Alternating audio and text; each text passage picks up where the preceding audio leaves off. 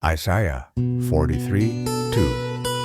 When you go through deep waters, I will be with you. May mga araw ba na kahit anong lakas ng loob mo, parang hindi na sapat? Yung tipong hindi mo alam kung kakayanin mo pa? Kung ganyan pakiramdam mo ngayon, God wants you to hear this.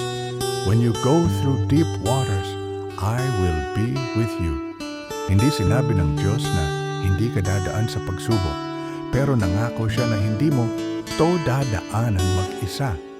Kahit feeling mo mag-isa ka sa bigat na dala mo, God is right there, holding you, sustaining you, and giving you strength kahit hindi mo napapansin. So before you give up, pause and breathe. God is with you in your deep waters. Kung kailangan mo ng reminder today, eto yun. Save this verse and let God strengthen your heart.